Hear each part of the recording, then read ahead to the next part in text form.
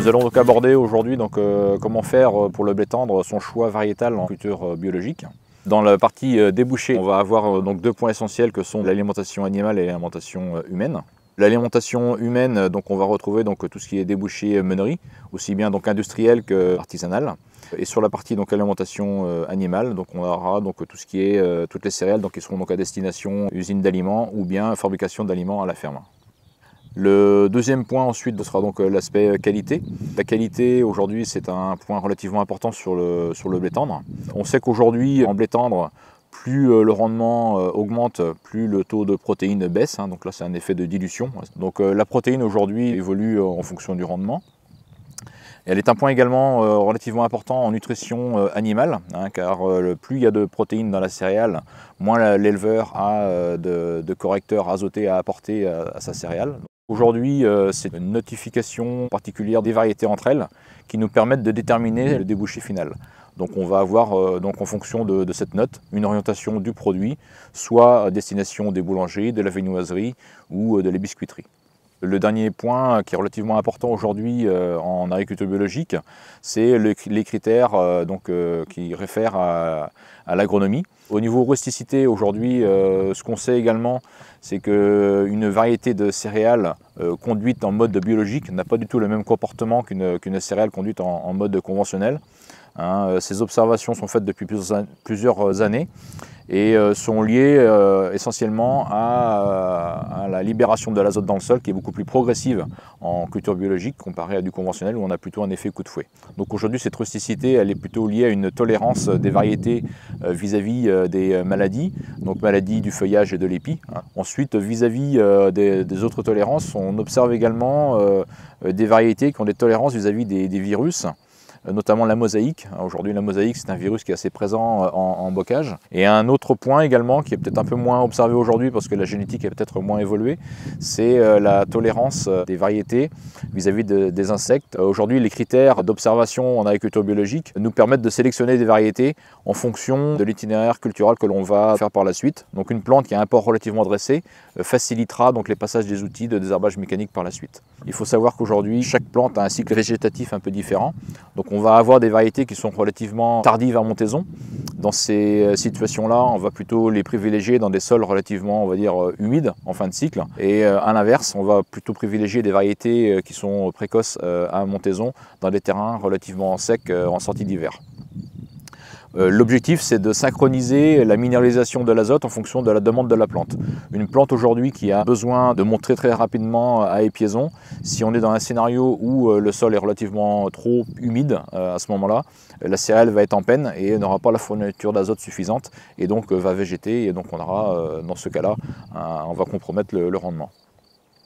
Un autre point aussi important vis-à-vis de tout ce qui est précocité, c'est la précocité à maturité. Donc là, c'est un peu la problématique actuelle que l'on rencontre avec la sécheresse qui est relativement marquée.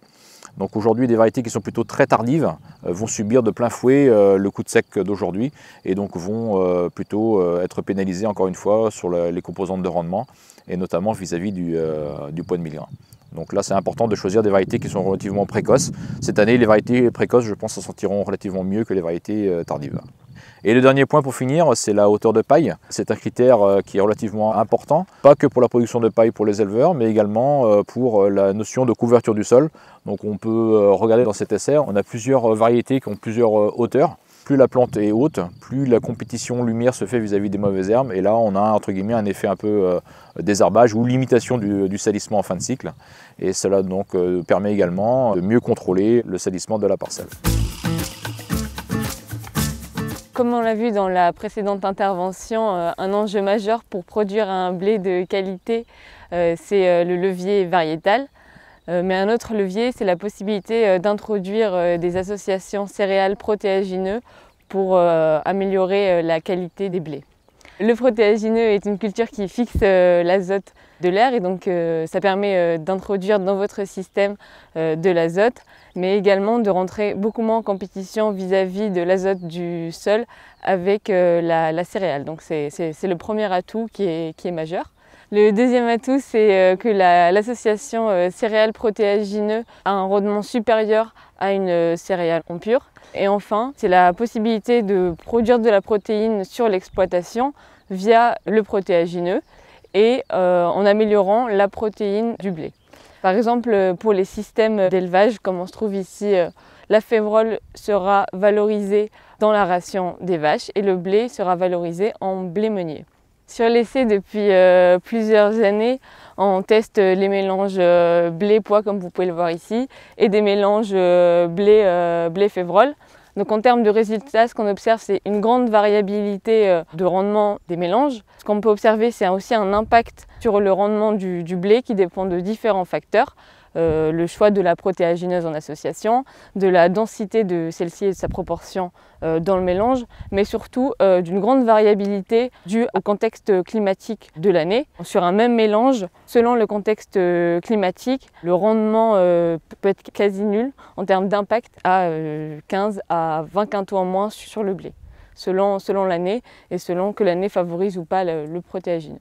Dans la majorité des cas, le rendement de l'association reste supérieur au rendement de la céréale en pur. Dans un contexte de moins bon rendement en blé, on peut s'attendre à un gain de 7 quintaux par hectare pour l'association, alors que dans un contexte de bon rendement en blé avec de la fertilisation sortie d'hiver, il va y avoir un impact beaucoup plus important sur le rendement du blé et donc par conséquent un gain global sur l'association qui sera plus limité. Quel que soit le contexte, ce qu'on observe, c'est qu'il y a un gain en termes de teneur en protéines dans le blé qui avoisine 1 point. Concernant le choix du protéagineux, il est préférable d'introduire une association poids-protéagineux dans des situations de conditions plus séchantes, de groix superficielles, étant donné que le pois est plus précoce à maturité. Et la févrole sera placée préférentiellement sur des sols plus profonds et plus humides. Il existe une multitude d'associations. Il faut porter une attention particulière à la précocité, à la maturité des différentes espèces. Par exemple, un pois protéagineux se marie mieux avec une orge, alors que dans le cas d'une association triticale protéagineux, il est préférable de choisir un pois fourrager qui sera moins précoce à maturité. Dans le cas d'une association blé-févrole, il faut porter une attention particulière à la densité de févrole qui peut avoir un effet parapluie et porter de l'ambre au blé.